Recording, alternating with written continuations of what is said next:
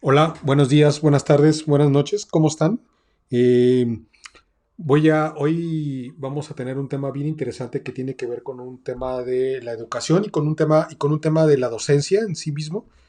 Tengo un invitado que eh, es un amigo de muchos años que es maestro de profesión, se dedica de tiempo completo a la docencia.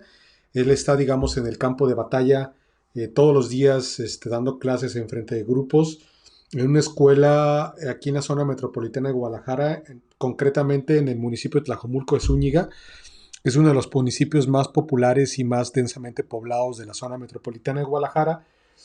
Y esto también lo hago porque necesitamos escuchar a gente, sobre todo esa gente que hace del día a día y ayuda a transformar el país, no nomás la parte, digamos, la parte que escuchamos bonito en redes sociales y la gente esa, los influencers o gente que quiere como una especie de pose o políticos que dicen que van a cambiar el país. Yo creo que el cambio está en la gente que hacemos esto todos los días. Espero les guste este episodio. Lo hicimos con mucho cariño. Y pues bueno, gracias por estar en mi conciencia. Recuerden de buscarme en las diferentes redes sociales y suscribirse a mis canales. A Spotify, búscame como Mi Conciencia. En YouTube como Mi Conciencia o como Víctor Ceja. Y en Anchor, anchor.fm diagonal Víctor-Ceja. Como quiera, este episodio sale el martes 27 desde temprano y en los diferentes lados y en los promocionales van a estar escuchando eh, concretamente la promoción de este episodio. Gracias. Hola, hola mi hermano, ¿cómo estás? Buenas tardes. Muy bien, ya estamos en mi casa. Perfecto, perfecto. Pues bueno, vamos iniciando este episodio. Voy a presentarte. Bueno, bienvenidos, buenos días, buenas noches, buenas tardes. Bienvenidos a mi podcast, Mi Conciencia. Hoy tenemos un invitado, un buen amigo y una persona que se dedica netamente a la docencia. Voy a platicar un poquito de él, de su trayectoria, tanto como la parte académica como la parte, digamos, los puestos que ha desempeñado. Él, él estudió, él estudió en la Escuela Normal Superior de Jalisco en el año del 94 al 98. Estudió del 2002 al 2004 en el Centro de Estudios de Posgrado de Maestría de Trabajo Social Escolar. Lo terminó. En el 2008 hizo un certificado de computación. En el 2010 certificado de habilidades en uso de TICS. Eso fue en el 2010. Y como persona del ámbito académico, o más bien en los puestos que se ha desempeñado, este, se ha desempeñado como profesor en la Escuela Secundaria Técnica 139, en la Secundaria Técnica 101 en Arandas, en la Escuela Secundaria Técnica número 14 en Guadalajara, en el CEDEX Niños Héroes, en la Escuela Secundaria 153 Basilio Vadillo en Tonalá, en la Escuela Secundaria Técnica 153 Basilio Vadillo también en Tonalá, y está desde el 2009 hasta el 2010 está como coordinador tanto académico como de actividades de desarrollo en la Escuela Secundaria Técnica 170 Santa Fe, en Tlajomulco de Zúñiga. Y para hacerlo esto un poquito más dinámico y por un respeto a mi hermano, le voy a decir profe, porque yo estoy seguro que muchos de los oyentes alguna vez fueron sus alumnos. Él ha sido o es profesor de español mayoritariamente, pero bueno, que él nos platique un poquito del tema de los puestos que ha desempeñado, las publicaciones y las conferencias en las que ha participado como docente. Ahora sí, Luis Ramón, adelante. ¿Qué tal? Buenas noches. Es un gusto estar en tu podcast. Víctor Ceja, pues lo conocimos también, lo conozco de hace muchos años. Mi labor docente ha sido básicamente en el área de español. En el 2008 ya es cuando me torno coordinador en secundarias técnicas, es cuando tienes la función de atender tanto docentes, maestros, alumnos, padres de familia, para también apoyar en el funcionamiento de la escuela. En cuestiones de publicaciones, pues me he dedicado más al cuento, a la poesía, y en cuestiones educativas he tenido 2 o 3 publicaciones, y en la cuestión de conferencias han sido que he tenido para lo que son las supervisiones en la zona 17 y actualmente en la zona 11. Muy bien, profe. Oye, cuéntanos un poquito de tus conferencias, en qué has participado. Y sé que también tienes un gusto por la fotografía, me consta. Sí, muchas gracias. Sí, en fotografía sí he tenido la oportunidad de apoyar, estar en lo que fue el proyecto Rendija hace algunos años, en el 2008 hasta el 2012. Eso fue en la cuestión fotografía y se pusieron fueron unas cuestiones colectivas, fotografía colectiva, en las que he participado, pues básicamente en educación han sido en cuestión para lo que es no métodos, sino que cuáles son las motivaciones para poder lograr que el alumno lea y escriba dentro de la escuela secundaria. Oye, profe, amigo, antes de entrar en materia, las preguntas, digamos, de carnita, quisiera que me platicaras desde tu punto de vista la labor que hace un profesor dentro de las aulas. Tú que llevas muchos años, ¿cuántos años llevas de docente? Desde el 96, si mal no me equivoco, ¿verdad? Hasta la Así es. fecha. Entonces, qué es lo que para ti te llama de la docencia? Qué es lo que te llama a ti? ¿Por qué decidiste esta parte? Yo soy de la gente que creo que la docencia es muy vocacional el asunto, y más en la etapa en la que das tú clases, que es en la pubertad de adolescencia, que son los muchachos, creo que es una etapa muy compleja. Pero cuéntame por qué te gusta, por qué estás metido en todo este rollo. Bueno, creo que algo que siempre he tenido la vocación, creo que todos tenemos ese gusanito desde la infancia, ver a nuestros padres, algún tío que se dedica a ser maestro o ingeniero, y pues yo me acuerdo desde la infancia acomodar algunos soldaditos, algunos muñecos que tenía, y pues pasabas la lista o lo que aprendías lo tenías ahí, lo escribías en el pizarrón o en el patio. Esa era una de las formas que todo el mundo creo que tuvimos ese primer acercamiento. Y ya creo que a muchos se nos da hasta el don de mandar, ¿no? Entonces, sí, han sido 26 años de servicio y pues a mí me he tocado ser maestro rural. Entonces, cuando eras maestro rural, pues tenías que caminar 5 o 10 kilómetros para poder llegar al lugar y luego regresarte o subirte. Pues a mí me tocó todavía subirme a los camiones de la leche, a los del gas, a los trailers de pollos, de puercos. Entonces, eso te da ese entusiasmo. Creo que los que sentimos por vocación el alma de la docencia, queremos que sean los niños, los jóvenes, adolescentes, tengan, tengan un sentido de fraternidad y de entusiasmo por el ser humano, ayudar al ser humano.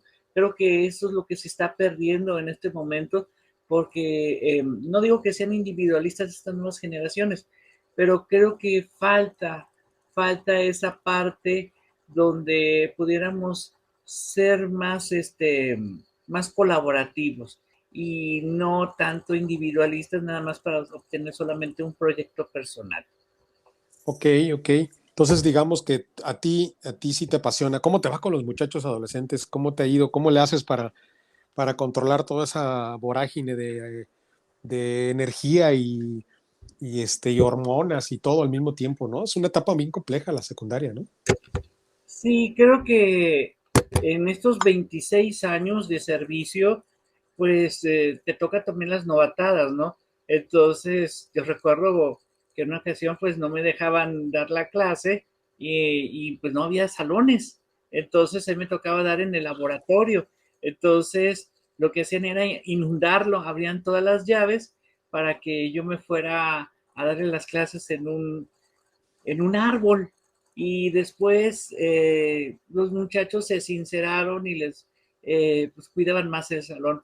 Luego me tocó otra ocasión en que, pues ya en otra escuela, pues también nos tocó pues casi fundarlas, ¿no? Entonces lo que hacían llevaban su silla, los papás llevaban, casi podemos decir que, no digo que la piedra, pero traían la silla del comedor y ahí estaban al pendiente de que nadie se la tocara, ¿no?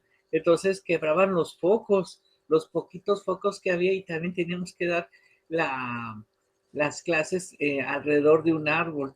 Y así te podía contar muchas historias, pero actualmente creo que los chicos eh, buscan ese sentido de independencia, pero no encuentran quién puede tener una figura de autoritaria, o al menos que les pudieran detener hasta dónde sí y dónde no. Entonces, en ese lapso de experimentar hasta dónde puede tener la capacidad de, pues digamos, de paciencia, no de conciencia, sino de paciencia de quien está a un lado, eso ha hecho que también los maestros pudiéramos sentirnos vulnerables, porque ya te pueden grabar, te pueden, cuando das un exabrupto, cuando te enojas, y ellos no perciben eso, simplemente perciben que se les han perdido algo, pero no ven el lado del que está al frente, ¿no? Entonces, tienes que tener mucho cuidado en esto para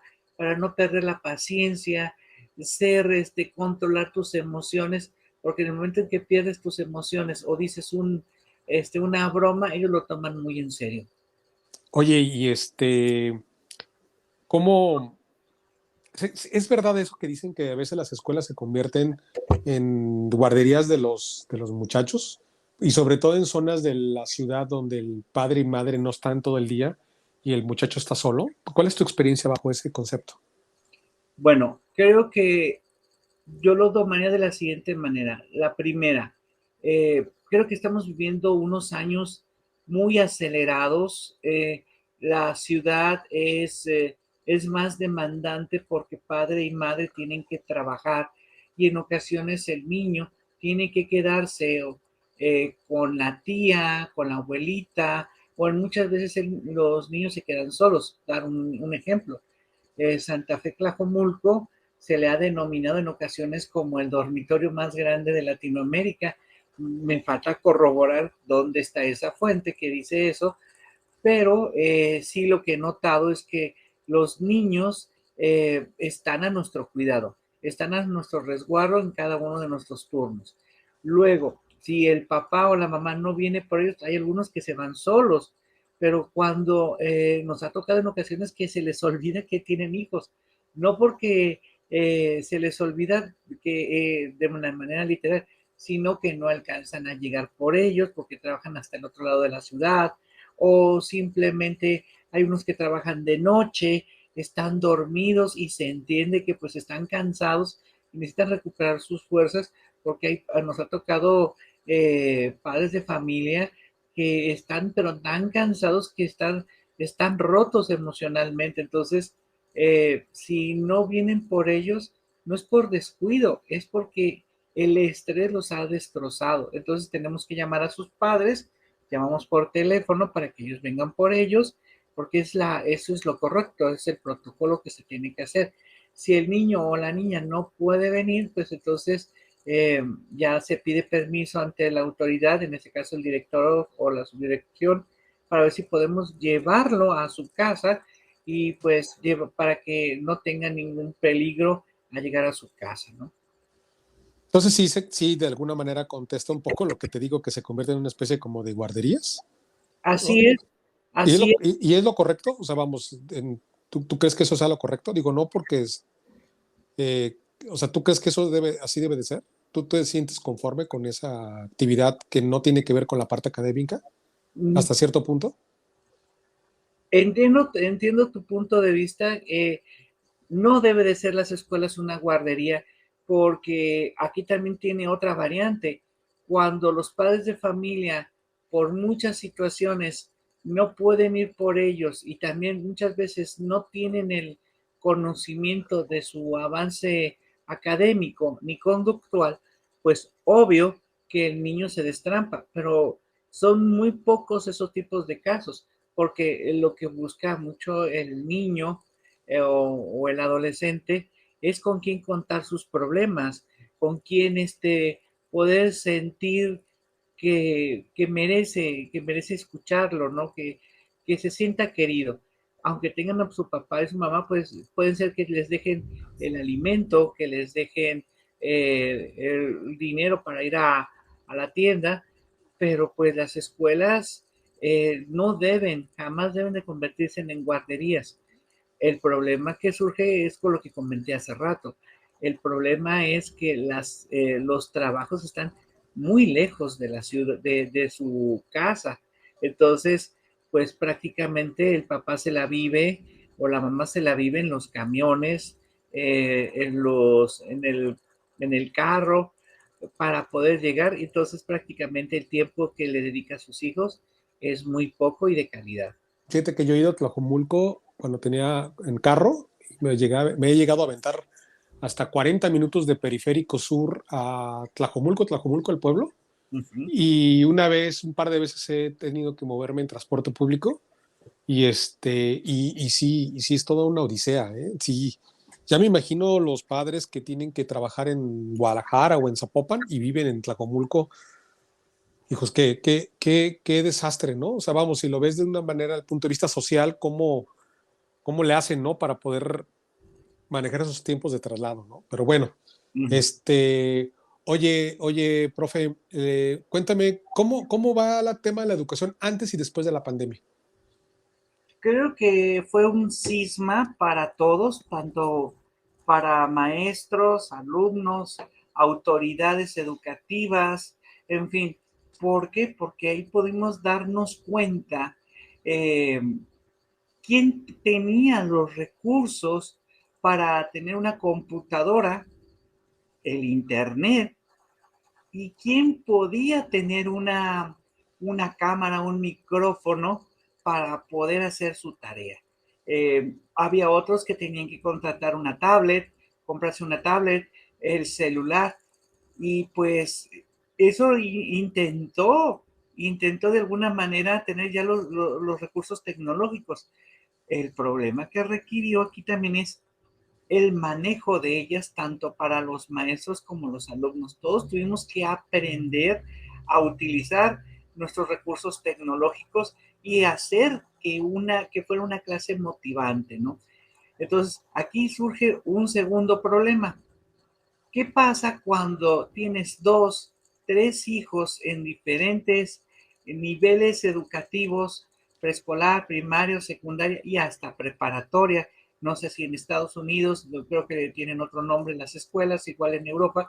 Entonces, cuando tienes que como pedir permiso entre la familia, ahora me toca a mí, tengo que hacer la tarea, tengo clase, tengo una reunión con mi maestro, etcétera. Entonces, las computadoras empezaron a bajar su calidad.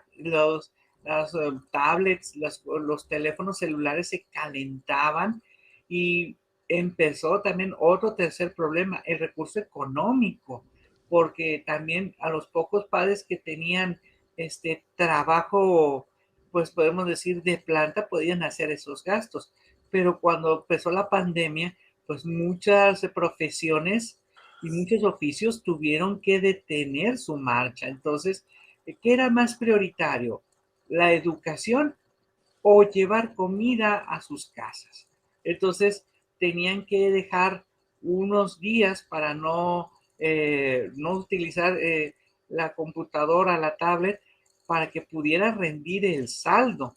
Entonces, esas manifestaciones que se dieron también provocó que tuviéramos que buscar a los niños, llamarles por teléfono, buscar otra forma de que si ellos no podían tener los recursos tecnológicos, pues, y no podían vernos las clases, porque nosotros trabajamos con el método, con Classroom, otros por Zoom, entonces otros por Meet. Entonces, ¿qué pasaba? Que el niño se aburría. Entonces, tenías que empezar a buscar otras metodologías, otras técnicas para que tuvieran el interés de ver tu clase, porque el niño estaba acostumbrado a ver el pizarrón o pintarrón, el maestro mediador y el alumno observaba, preguntaba y ponían sus dudas. Entonces, ese método tradicionalista se rompió, se rompió. Entonces, los padres bueno, los maestros también tuvieron que buscar otras maneras para atraerse a su público.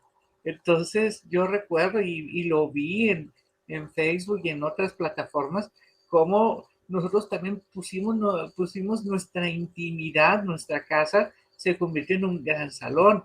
Eh, Teníamos nuestras mesitas, nuestros escritorios se convertían la mesita del comedor, tenías que poner un pintarrón atrás, más pequeño. Yo recuerdo visto a algunas maestras de primaria, de preescolar, poner todo esa parte tan bonita que tienen de adornar sus salones. Ahora era adornar la sala, adornar la recámara, y pues no, más de uno no pasó una pena, porque pues o pasaba el ruido del gas, los gallos, el del pan, etcétera. Entonces, o simplemente alguien pasaba a la mitad de la sala y pues ya, o que preguntaban dónde estaba el champú, el jabón. Entonces, Sí, eso era realmente chistoso, y obviamente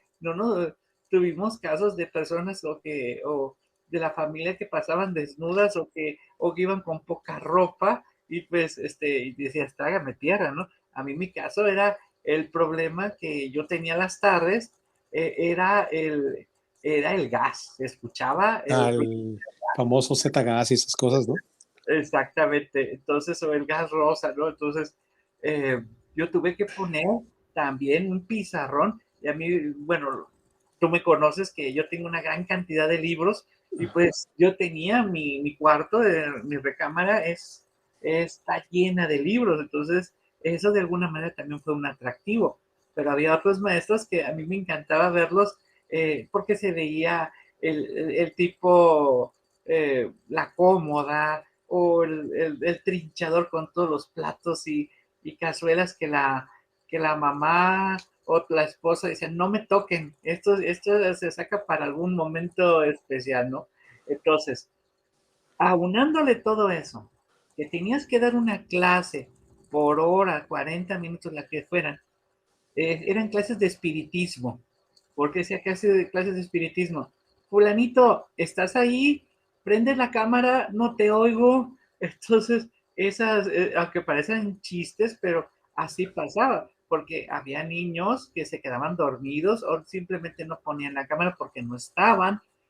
También surgió que muchas veces, en algunas ocasiones, los papás hacían las tareas, y otros que a mí lo personal me encantó ver a los papás a un lado escuchando al La maestro, clase. Mm. escuchando la clase y haciéndola, porque aparte de la clase de español, pues también no teníamos maestros. Entonces, algunas materias, pues como coordinador tenías que apoyar en eso, y me tocó la materia de arte, y pues les explicabas técnicas de dibujo o algún momento en especial que ellos también lo tuvieran que hacer. Entonces había una clase, que ahorita recuerdo que teníamos que hacer con cáscaras de limón y con pintura de acuarela, hacer algunas figuritas, y los papás estaban también haciendo lo suyo. Entonces yo motivaba al niño, al papá, y le decía, muchas gracias, a ver, vamos a ver quién es el mejor artista, ¿no? Entonces eso llamaba mucho la atención. Las clases se hicieron de alguna manera familiares, pero pues también veías ese lado negro, ¿no? Que el niño Claro. solo, o que simplemente se la pasaba en videojuegos y no entraba a las clases. Entonces, ese era uno de los obstáculos que tuvimos durante la pandemia. Ahora, después de la pandemia, que ya estamos regresando a las aulas, en Jalisco siempre se entró antes. Entonces, ese fue de alguna manera, el espacio no fue tan, digamos, tan maltratado, pero encontramos deficiencias. Entonces, niños que a lo mejor en primaria, ahora que brincan a primero de secundaria, pues que no saben leer, no saben escribir de corrido, tienen problemas de pensamiento lógico, matemático, no saben sumar, restar o fracción, las sumas y restas de fracciones, que de alguna manera a mí me recuerdan a los Simpson, donde ya ves que sabemos que son de alguna manera, sacan sus predicciones. Me acuerdo que Maggie, cuando le pedían un paquete de hamburguesas, nomás señalaban y ella ya sabía qué paquete era. ¿Qué está pasando con las máquinas de las cajas de los supermercados? Que pones pones el total de tus productos y pones qué billete le das y y te dice el cambio. Entonces, los cajeros de alguna manera no hacen pensamiento, no hacen sumas, no hacen restas de inmediatamente, porque la computadora o el cajero te lo está haciendo, ¿no? Oye, y qué tanto hubo retroceso desde tu punto de vista con este tema de tantos muchachos haciendo clases a distancia? ¿Sí crees que como el nivel educativo en México se haya retrasado? Sí, según creo, no recuerdo ahorita bien las estadísticas, creo que hemos perdido 2 años y medio de educación Uh -huh. por grado. Entonces, estaríamos diciendo que primer año tendrían el grado de quinto grado, cuarto, quinto grado, y así sucesivamente. Entonces, eh, yo lo que he visto en español, no tienen técnicas de resumen, no tienen el interés por leer, porque prácticamente el daño que se hizo es más hacia lo icónico, más a la novela gráfica. Entonces, a mí en lo personal me gusta la novela gráfica, pero es esa sintetización del texto para regresarnos a los cómics, a de alguna manera hacer más sencillo los textos, pues sí dañó un poco al chico porque no está acostumbrado a textos largos. Entonces, ellos están buscando el librito más pequeño, ediciones cortas. Entonces, cuando les muestras el verdadero, por darte un ejemplo, ediciones cortitas de 10, 20 pesos, de donde tienes a la Divina Comedia o tienes los Tres Mosqueteros que están en 20, 25 páginas y les muestras la versión original, pues obviamente se aburren y se sorprenden. Entonces, eso te lo puedo comentar en cuestión de la lectura. Eh, También aquí de los casos es porque ya no hay un seguimiento de los textos. Entonces y aparte creo que los bestseller, textos más apegados a la novela juvenil, eso es lo que tenemos al frente. Entonces los clásicos han quedado olvidados.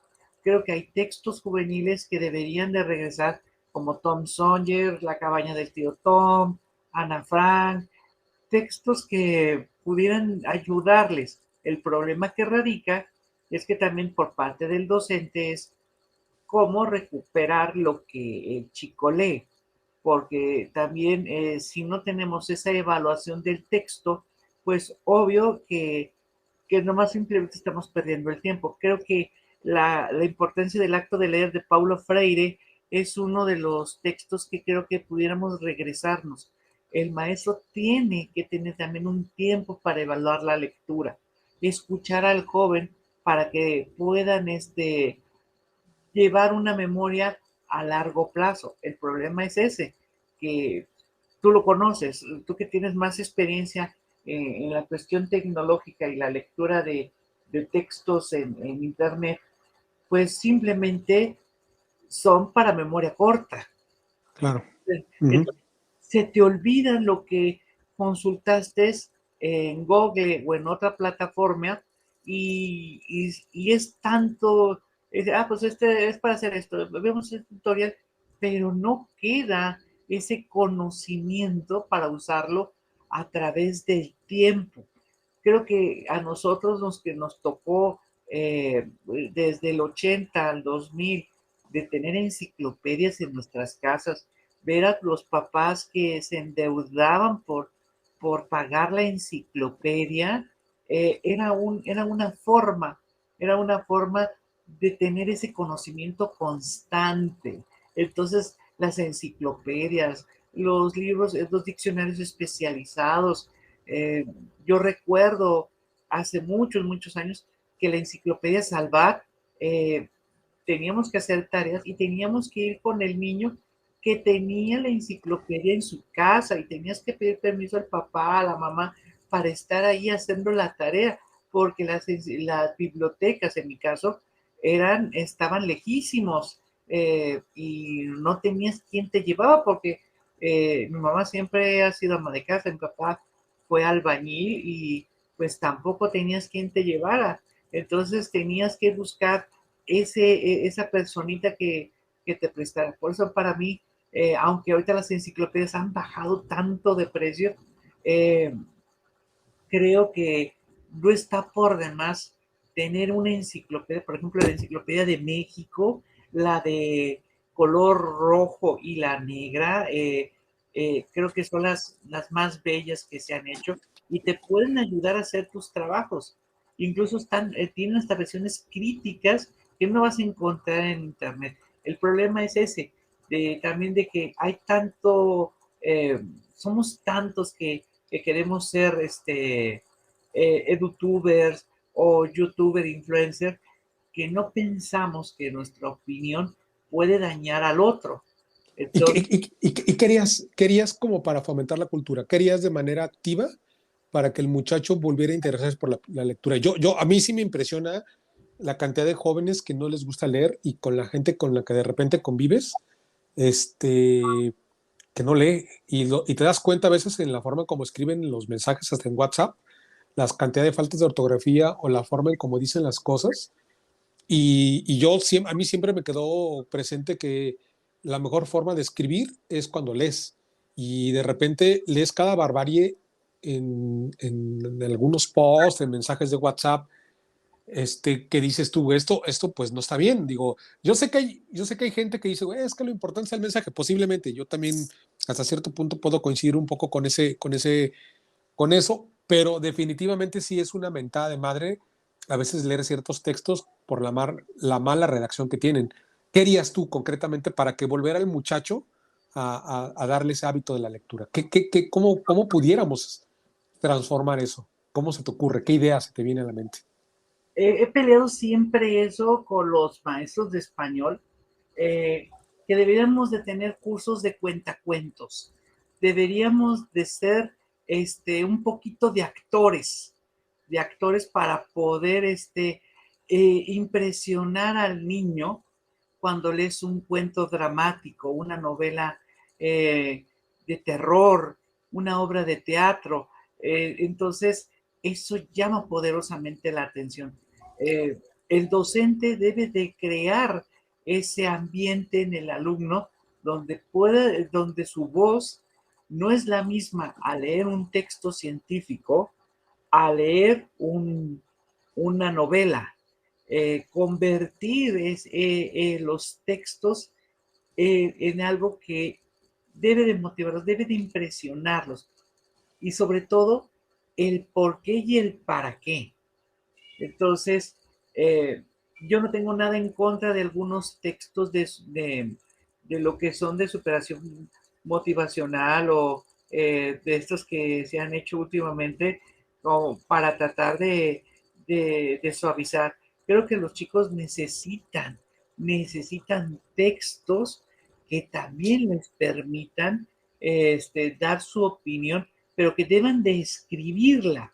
Y eso es lo que también le comentaba Paulo Freire en la importancia del acto de leer, que el chico después de leer debe de reescribir lo que está encontrando, tratar no de opinar si le gustó o no, sino de cómo lo interpretó.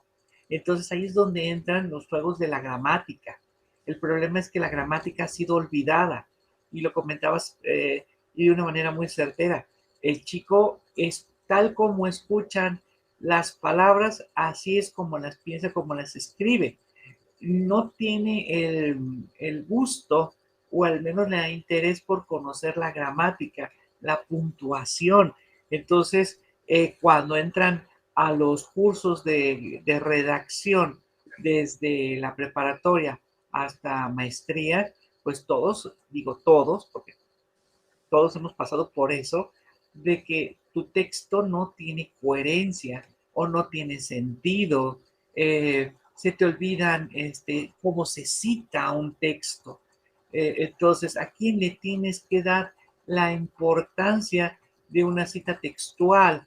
Entonces, los chicos eso se les olvida. Ellos quieren poner su opinión personal, no una opinión argumentada. Y todo esto viene desde el acto de leer, debe venir un acto de escritura y después de reescritura, porque también es otro de los problemas que también se ha tenido. Cuando el maestro solamente ven que leen y luego te lo comentan, pero no lo escriben. Entonces, ¿cómo te das cuenta que si realmente el chico le gustó el libro, aprendió de él, comprendió de él? Por eso es tan importante que las lecturas que se den en las escuelas puedan pasar desde un texto informativo a un texto científico, a un texto literario. Si nada más nos enfocamos en un solo sentido, creo que estamos cometiendo un error. Es como una persona que le gusta mucho comer chocolates y todo el día, toda la semana le das chocolates, pero también tienen que comer otros alimentos que tengan sustancia. Y así Claro. es la lectura. Oye, ¿y cuáles son los próximos retos para México en la educación? Creo que el primer reto que debemos de tener es la profesionalización del docente. El maestro ha tenido muchos cursos, ha tenido muchas oportunidades para mejorar, pero también le resulta difícil ponerlos en práctica. Ahora hay algo que se llama sistematización de, no la se me fue el nombre de la sistematización de la experiencia docente. Entonces, donde tú revisas, te interiorizas para ver si lo que lograste con el alumno fue bueno, tenías que trabajar con ello. Entonces también está el aula invertida. Creo que los maestros necesitamos capacitarnos y tener la oportunidad de interiorizar y trabajar con ello. Al maestro en ese punto. La profesionalización del docente es un camino muy largo que necesita también evaluarse. El caso de los niños, que es el otro punto, necesitan también poner de su parte qué les interesa, qué requieren para este siglo XXI, porque vamos muy acelerados y creo que lo has visto, que los niños inmediatamente saben lo que es el J-Pop, K-Pop, saben lo que es los anime, tienen ganas de ir a conocer Japón, conocer otras culturas, pero también necesitamos que conozcan la historia de los países, conocer qué tienen de riqueza cultural, social, que les permita a ellos decir, esto es lo que yo quiero, conocer, por darte un ejemplo, a mí me encantaría que también pudiéramos conocer Argentina, conocer Perú, conocer países latinoamericanos, Europa, ¿qué podemos decir de Alemania, de Bélgica? Que también Bélgica y los países más hacia el sur no se conocen en Latinoamérica. Creo recordar que algunas veces decían que el joven estadounidense no sabe ubicar su estado de donde vive, no conoce otros países. Creo que esa es nuestra labor, tener una cultura general. Y tercero y último, para mí es que tenga sentido la profesionalización de lo que quiere estudiar. Nos hace falta otra vez esa parte de lo que fue tener se me fue el nombre ahí por ahí, de ir con una orientación vocacional. ¿Para qué quieres estudiar? ¿Qué futuro le ves? Porque todo el mundo quiere ser criminólogo, todo el mundo quiere ser chef, tienen esa visión de que van a encontrar trabajo y van a vivir de ello. Creo que necesitamos bajarnos un poquito de la nube en el sentido de que somos muchos ya. Entonces necesitamos pensar en una licenciatura, una ingeniería que te permita no vivir, sino que te motive, que vivas por ella, ¿no? Entonces, tal vez eso es lo que nos hace falta, el por qué y el para qué de las carreras. Ok, pues interesante. Yo creo que más allá de la política que de repente a veces mueve, tú sabes mucho de eso, el sindicatos y todo este rollo de maestros, pues tiene que ver mucho con lo que el maestro realmente está viviendo. Yo creo que ellos son los que deberán de definir los próximos modelos educativos en el país, ¿no? Bueno, eso es como, creo que ese es mi punto de vista, no tanto la gente de eh, política, sino la gente que realmente como tú y como otros profes que están todos los días en el salón de clases, ¿no crees? Bueno, no sé, es algo que creo yo ahorita.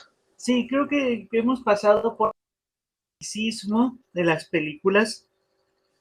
Creo que todos nos tocó ver al maestro con cariño, nos ha tocado ver lo que fue la Sociedad de los Poetas Muertos, y así te puedo decir muchas películas donde romantizan la, el arquetípico de los maestros y de los alumnos, ¿no? Porque siempre me Claro, falta el estereotipo del nerd o el matado, la niña boba o el niño bobo, el rebelde sin causa.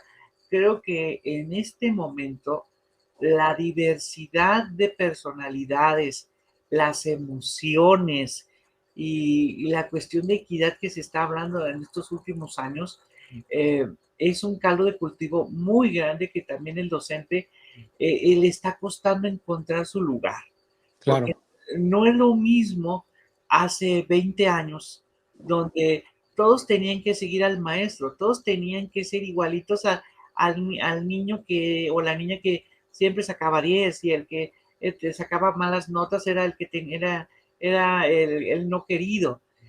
Tenía otros nombres que no lo quiero decir, entonces, y tenía que salirse de la escuela. No, creo que ahora en este momento el niño que requiere de nosotros es aquel que va atrasado, el que no logra comprender ciertos textos, el que no logra encontrar el para qué de la información, porque eso es algo que también tenemos ese problema. Tenemos demasiada información, pero poco conocimiento.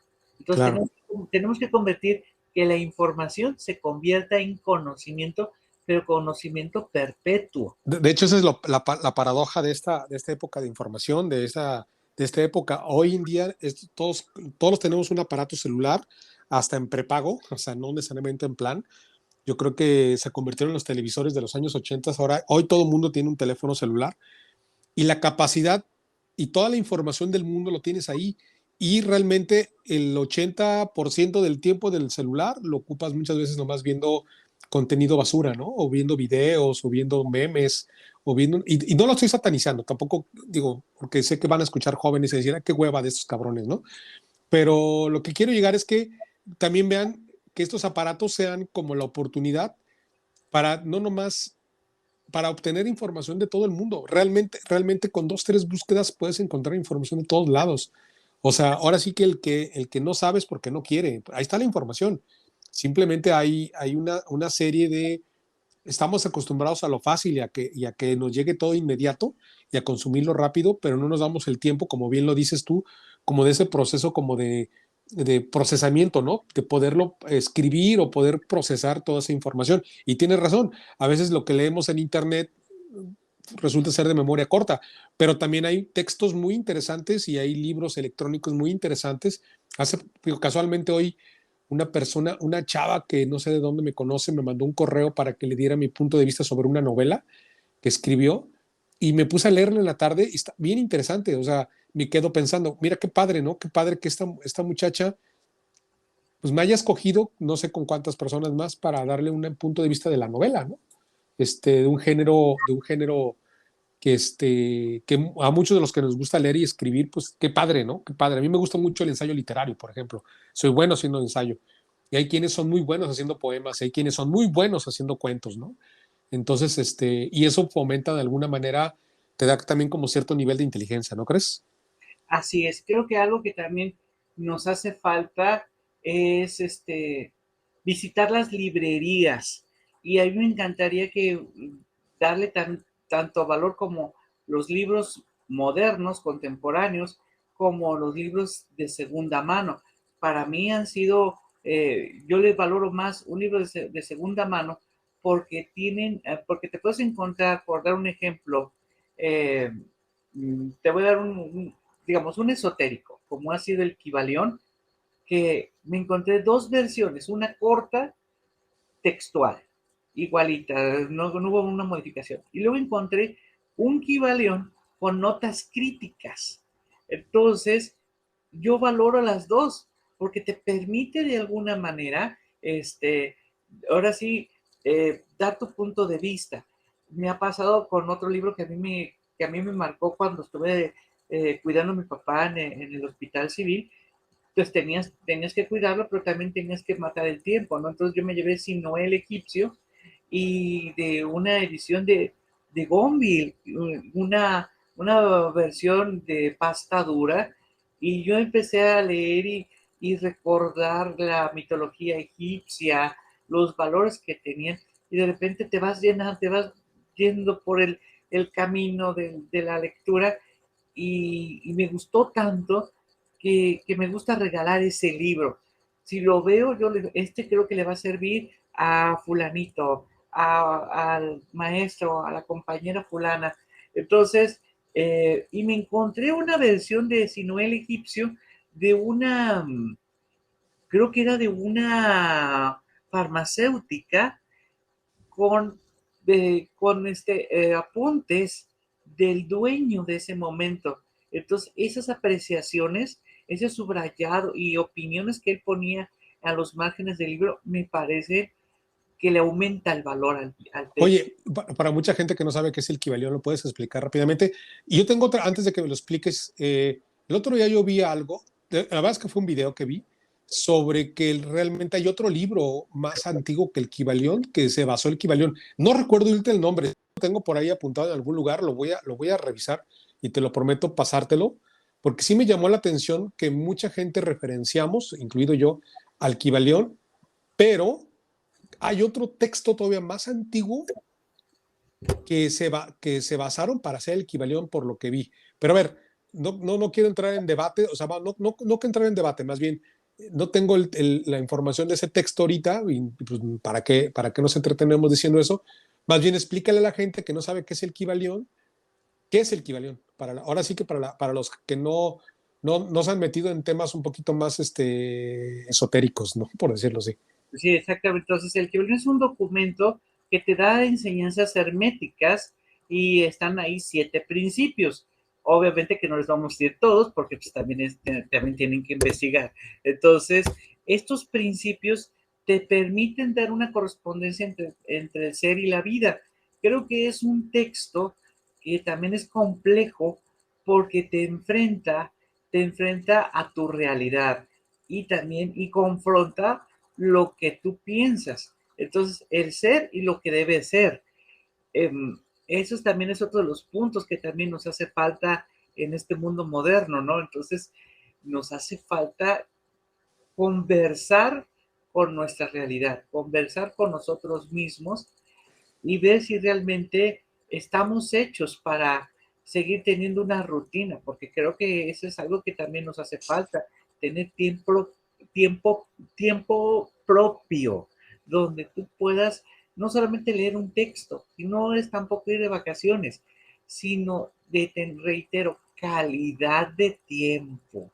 Creo Claro. que, creo que tú y yo lo hemos vivido por enfermedad o por estrés, y donde tienes que apagar el teléfono, la computadora, la televisión, y te embebes en un libro o simplemente te pones a pensar en tus recuerdos que has hecho, cómo lo has hecho, quiénes son tus amigos, qué te toca hacer más adelante, un proyecto de vida, o sea, el proyecto de vida donde nos enseñaban, por ejemplo, mi papá, su proyecto de vida para mí era que yo fuera este técnico para reparar licuadoras. Entonces, cuando yo dije que iba a ser maestro, le costó mucho trabajo entender que es una profesión en donde generas otras profesiones, donde trabajas con la mente humana, no trabajas con cosas materiales. O sea, no todo el tiempo es apreciar hacia el cuerpo, las necesidades corporales.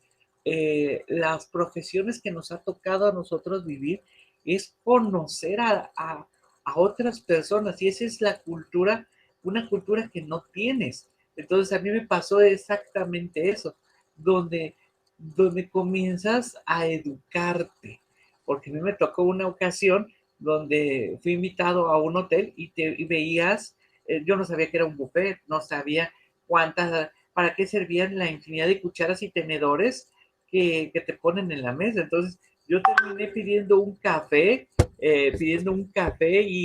pero me lo tomé sin azúcar, porque todos los demás tomaron jugo. Entonces, y para saber cuál es la cuchara del café, pues para no verte que no sabías, pues te aguantabas, ¿no? Entonces, a referencia a eso es el tiempo que yo les di de calidad, es aprender algo y que te motive, que te digan, esto es para mí, y lo aprendo. Y cuando tengas que compartirlo, lo compartas con gusto. Eso es lo que falta. Enseñamos a compartir por gusto y no por dinero. Es algo que también ha pasado con los youtubers, que los respeto mucho, pero ha habido gente que solamente muere por tener una cantidad enorme de seguidores o que les compren cosas, pero se olvidan de ese rasgo que es compartir conocimiento, no opiniones, porque las opiniones se las lleva el viento y un conocimiento es eterno. Por eso para mí, Carl Sagan, lo que fue eh, ¿quién más te puede decir? Eh, Se me fue el otro del mar, Jacques Cousteau, me acuerdo que cuando salían en el Canal 5 de México, yo no me perdía los capítulos de Carl Sagan, porque te enseñaba Cosmos. con Ujú, Cosmos, ujú. entendías, Oye, ¿has visto la versión que sale en National Geographic, la nueva? he visto muy poco y no quisiera dar una opinión de meritoria porque no la vi completa. Lo poco que vi eh, es interesante, pero siento que respetó una parte del espíritu de Carl Sagan, pero creo que los que fuimos de esa época queríamos ver algo igual. Y como está tan actualizada, creo que es un conflicto todavía con nosotros. Yo quisiera ver algo de Jacques Cousteau. Creo que el mundo marino y los descubrimientos de la naturaleza están olvidados. Creo que Es, eso es lo que hace falta. yo vi las dos. Yo acabo de ver la última temporada hace como 20 días, la de Cosmos. Obviamente me sigo quedando con la versión original. Yo, al igual que tú, yo recuerdo que los sábados, cuando regresaba de los Scouts, yo siendo niño, siempre la pasaba a Canal 5, como bien dices, sábado en la tarde. Y mi mamá tenía en ese entonces, mi mamá en paz descanse, tenía un depósito de cerveza, un negocio y por el Estadio Jalisco. Y me acuerdo que llegaba de los Scouts y lo único, y me embobaba viendo el programa. O sea, mucho de lo que mi fascinación y libros que tengo de Carl Sagan actualmente, y que he leído varios, mucho de mi fascinación por el tema de ciencia ficción, cosmos, viajes espaciales, incluso esas cosas que me apasionan a mí a título personal, yo se lo debo por la parte, la divulgación científica que hizo en su momento Carl Sagan, y cómo muchos de los jóvenes de esa época, que ahorita pues ya somos cincuentones casi, yo tengo 49 años, pues nos acercaron a la ciencia de alguna manera. Y sí, o sea, ya nomás para finalizar, esa parte está buena, ¿eh? Date la oportunidad de verla. Si tienes, bueno, está en Disney Plus, lo puedes ver por como streaming, pero está padre, ¿eh? Está padre. Obviamente no es la original, la padre es la que hizo Carl Sagan en los 80, si más no me equivoco, y esta pues obviamente tiene un montón de tecnología y un montón de cosas, y pues bueno, vi también una película que se llama Contacto de Carl Sagan, me imagino que tú también ya la conoces, y para mí es una de las películas que la he visto, yo sé, 30, 40 veces, y no me canso de verla, ¿no? Esa película. Oye, profe, y ya para ir finalizando, porque ya sin querer ya llevamos casi una hora de grabación, ¿no? Hasta ahorita que volteé a ver el reloj, lo acabo de ver. Cuéntame hacia el final, la lectura, los caminos del lector, qué es lo que tiene que hacer para fomentar la lectura tanto en el hogar como en la escuela. Y cuéntame algo de un proyecto que creo que traes de las historietas de los 70s y 80s, ¿no? algo así. Ok, bueno, ya existe el código del lector donde te dice uno de los principios que si el libro no te gusta, déjalo. El segundo punto que también es que sientas que el libro debe dejar algo para ti, donde vivas, que vivas con el protagonista, ¿no? Entonces creo que todos, ¿no? Que nos tocó ver, por ejemplo, la historia sin fin. Yo primero vi la película y ya después cuando conocí el libro, pues también te encanta, ¿no? Creo que lo que nos hace falta para que el lector realmente lo viva es que tenga la oportunidad de conocer diversas ediciones y pueda quedarse con la que más le gusta, pero sin demeritar, repito, al autor original, porque también ha pasado eso, de que estas últimas generaciones utilizan ¿qué te puedo decir? Los valores actuales para criticar al libro. Entonces, quieren llevar al libro al momento. Creo que ese es uno de los errores que se cometen muchas veces. Primero tenemos que conocer la sociedad, la época, los valores y la cultura con la que se escribió. Ya cuando quieras criticar al libro o al autor, tiene que ser, como lo comentaste hace rato, un ensayo, una versión donde no solicites destruir al libro o destruir al autor, sino dar una versión argumentada. Eso es lo que hace falta. El proyecto que se tiene para dentro de un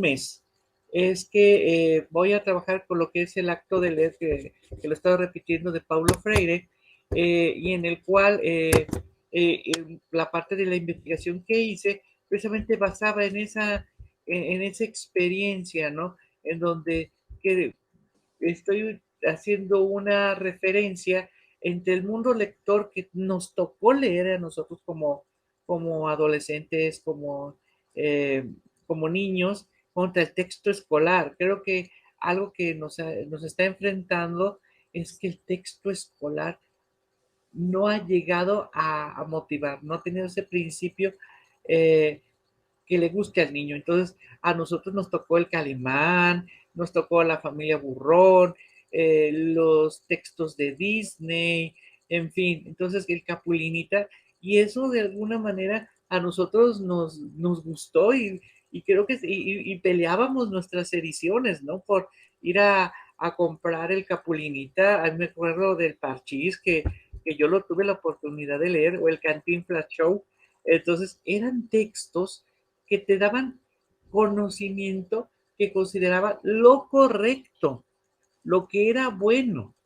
Y los textos que tenemos de novela gráfica, creo que están perdiendo ese sentido de lo correcto, el principio de los valores de este siglo XXI. Creo que es más hacia la violencia y hacia temáticas que todavía el niño o el joven no ha llegado a comprender. Es un poco una visión más oscura.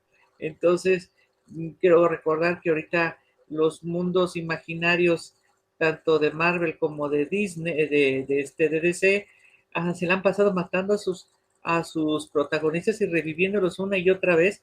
Pero ¿qué principios dejas al chico que puede morir y puede reencarnar, o que simplemente en ese punto imaginario se puede deshacer y deshacer sin ninguna consecuencia? En cambio, una novela que nosotros tocamos, se moría el personaje y ya no regresaba. Claro. Entonces creo que ese es uno de los principios que está fallando. Entonces, y a nosotros nos tocó también contar las estampitas no sé si te acuerdas, Amores, El Fuego Limpio, las de la naturaleza, y viajabas a través del mundo, ¿no? Y comprabas las estampitas y buscabas la que te hacía falta. Era una forma también de un principio de tener el conocimiento. Estos chicos van hacia un coleccionismo que muchas veces no tiene más sentido que el consumismo, y no, Oye, y no tiene más. y este proyecto de historietas, dices que en un mes lo vas a iniciar. Sí, o sea, ya está hecho y además falta nada más presentarlo a las autoridades educativas de que me corresponden de mi zona para que lo conozcan y ¿Y, vean. y dónde va a ser? ¿Allá en Tlacomulco o va a ser en todo el estado? No, nada más en la zona que me corresponde aquí en Tlajomulco. Y si hay algún profesor, alguna otra persona que se interese en tu proyecto, ¿cómo te pueden contactar, profe? Igual, lo mismo es por mi correo, ¿Cuál es tu correo?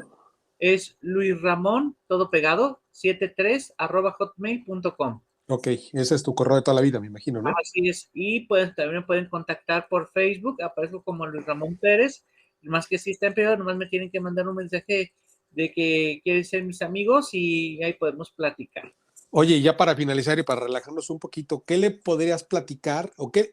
Imagínate que en el caso hipotético que puedes hablarle a Luis Ramón de hace 10 años, ¿sí? O sea, hoy Luis Ramón tiene, digo, creo que tú y yo somos más o menos de la misma edad, no te quiero balconear tu edad, sé que hace unos días fue tu cumpleaños.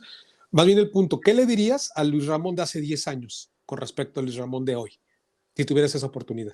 Bueno, qué bueno que me tocas ese punto de esa parte de la introspección. Creo que no he perdido ese gusto por seguir en el ámbito de la educación, pero creo que le quitaría esa parte romántica, ingenua, de donde que todo va a salir bien.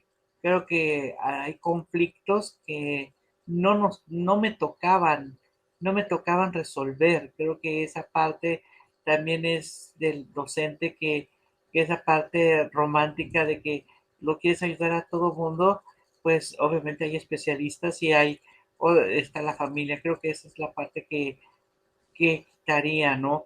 Creo que el Ramón de hace 10 años eh, tendría que cuidarse un poquito más de salud porque pues, también Sí, andamos ¿verdad? médicos eh, y ser un poquito más abierto hacia Nuevas ideas. un poquito más hacia el mundo. Creo que algo que nos ha cambiado, creo que tanto a ti para mí, es que nos hizo falta quitarnos un poquito lo cotidiano, la rutina, tomar tan seriamente nuestros trabajos o nuestras opiniones y no dejar que otros tengan la razón, ¿no? Creo que nos Claro. falta, creo que nos hizo falta esa parte de aceptación. Creo que el mundo también está pasando por eso. Creo que es la parte donde podemos decir que se llama madurez. Claro, y pero por alguna razón estamos vivos todavía, hermanos, y estamos aquí todavía, diría Don Quijote de la Mancha, atacando, dragones y ¿cómo se llama? Molinos de Y, viento. y molinos de viento y rescatando a la doncella, ¿no? Todavía. Así es. Ent- Y creo que también nos ha tocado esa parte fraternal que también nos ha mantenido, creo que esos libros especiales y esas reuniones necesitan seguir continuando en el camino de los dos, ¿no crees? Claro, estoy completamente de acuerdo contigo. Yo creo que esta no será la última vez que vamos a hacer un episodio juntos. Yo creo que hay mucho tema de dónde aportar. Antes de finalizar, cuéntanos un poquito más de Luis Ramón, pero que lo que hace fuera de docente, qué es lo que te gusta hacer, porque yo creo que de ahí podemos generar otro episodio platicando de otras cosas más místicas, más esotéricas, más otras cosas, pero cuéntale rápidamente a la gente quién es más Luis Ramón, más allá de las aulas.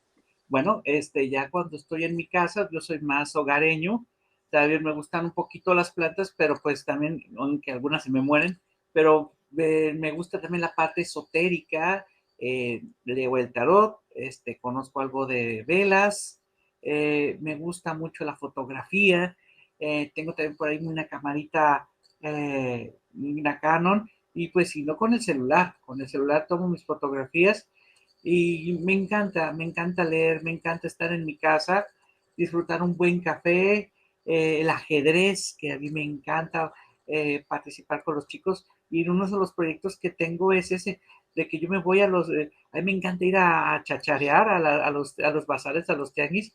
Aparte de buscar libros, busco tableros de ajedrez que estén completos o incompletos y los trato de reparar, de darles otra segunda vida para trabajar con ellos en la escuela.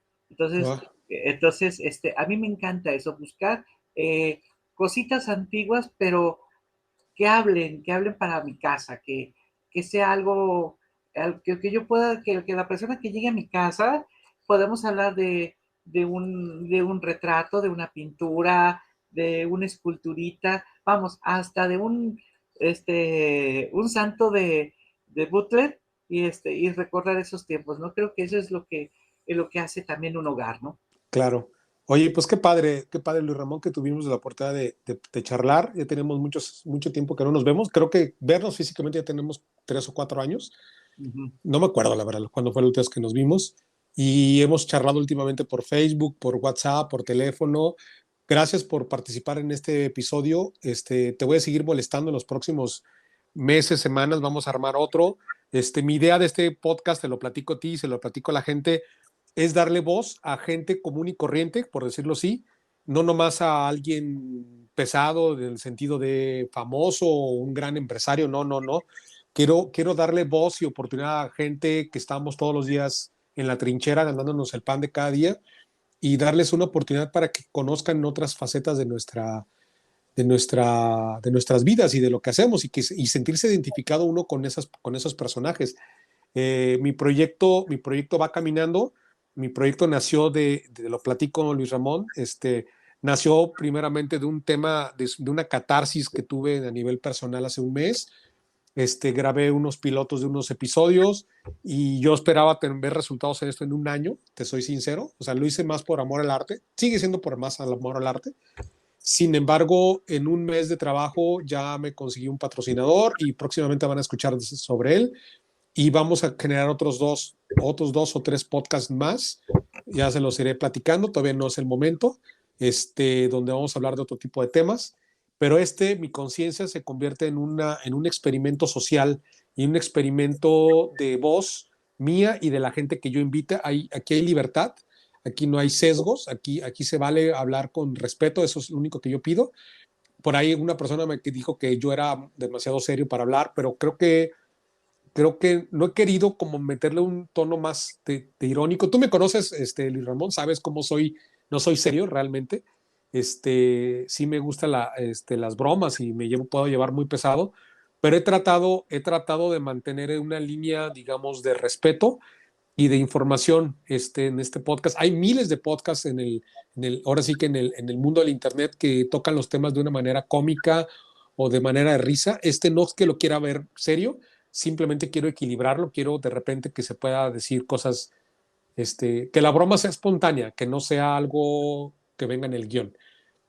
Gracias Luis Ramón por este episodio. Parece que no, pero nos llevamos 65 minutos de grabación. ¿Algo más que quieras, unas últimas palabras para finalizar para el público? Pues muchas gracias a ti, esta oportunidad de participar. A mí me encantan este tipo de programas. Al público los invito a seguir tu proyecto de Mi Conciencia y que quienes quieren que repita, pues que te avisen y yo con mucho gusto estaré al pendiente de la temática que quieran. No, no trato de, como te reiteré hace rato, de tener la verdad. Creo que aquí lo importante es escuchar las voces y aprender unos de otros. Muchas gracias y pues me avisas cuando salga al aire o no sé si ya salimos al aire. No, no, no, se está grabando. En este momento estamos grabando en un domingo en la noche. Este episodio lo más seguro es que lo vaya a subir para el... Cada episodio son martes y jueves, es cuando subo contenido. De repente subo contenido un poquito más pequeño, de menos tiempo, de repente en algunos días. El episodio de mañana ya lo tengo listo, perdón, el del martes, que vamos a platicar, vamos a hablar de los fanatismos. Eso es únicamente soy yo el que hablo en ese tema. Y lo más seguro es que salga el jueves. Recuerden que salimos en Spotify, en YouTube, en Apple Podcasts, en Google Podcasts y Anchor. Ya te pasaré las ligas correspondientes, hermano Luis Ramón, para que tú también se lo hagas llegar a tus alumnos, amigos y que nos ayudes a difundir. Ya una vez que salga el episodio, es bien importante que tú mismo en tus redes sociales y la gente que le gusta el contenido lo comparta, porque aquí lo importante es compartir el contenido, es compartir conocimiento. Y otro favor muy especial, síganme en los diferentes lados. Si me escuchan en Spotify, síganme en Spotify, por favor, ayuda mucho para las estadísticas y para rankear mi contenido. Si me escuchan en YouTube, síganme en mi canal de YouTube. este, me hacen un gran favor porque así tarde o temprano YouTube me voltea a ver, no ahorita que no casi no me ve, pero aún así ya tenemos cierto nivel de audiencia. Gracias, Luis Ramón, que pases excelente noche y buen inicio de semana. Igualmente, un saludo para ti y a todos tus oyentes. Nos Hasta vemos. luego. Bye. Bye.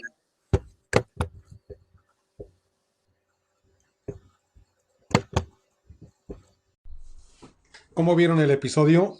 Lo agrego después de haber grabado remotamente con Luis Ramón este episodio.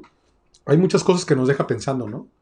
Hay muchas cosas que creo que a mí en lo personal me dejó mucho reflexionando el tema del retraso educativo que sufrimos en el país. Y ahora con la pandemia, pues más, ¿no? Dicen por ahí que 2 años de retraso, como 2 años escolares a nivel general. A mí en lo personal sí me ha tocado de repente convivir con algunos jóvenes que no saben cosas básicas como sumar o restar o cosas así. Este, y yo nomás quisiera eh, comentar algo adicional de lo que platicamos, es que más allá de la educación que nos pueden dar las escuelas o a nivel prepas o a nivel universidad o posgrados, la educación, la principal educación es la que recibimos en casa.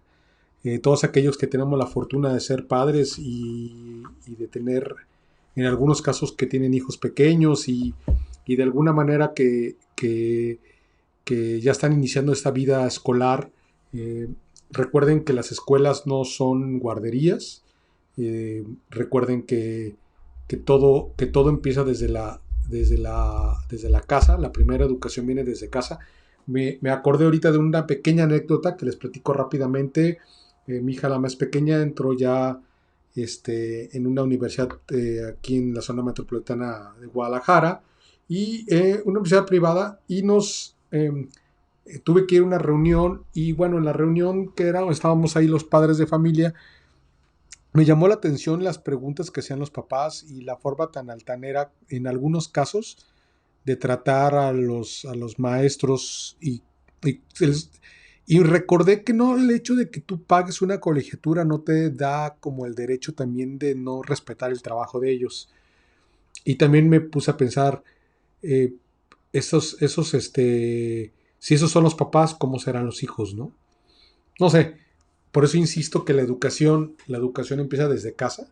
La educación, el respeto, el respeto, el diálogo, el no caer en fanatismos, la lectura, una serie de cosas creo que empiezan desde casa, desde el ejemplo. Eh, Obviamente cuando uno es papá no tenemos un manual para ser padre, y normalmente vamos aprendiendo a prueba y error, a prueba y error y a prueba y error.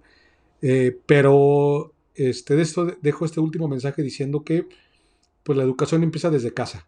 Lo único que hacen las escuelas es continuar o dar el conocimiento técnico de cosas o de herramientas que les va a ayudar en la vida, en su vida de adulto, pero realmente la educación empieza desde casa y siempre es en casa. Siempre en casa va a haber el ejemplo y en casa tiene que empezar la educación. Gracias, que tengan excelente día.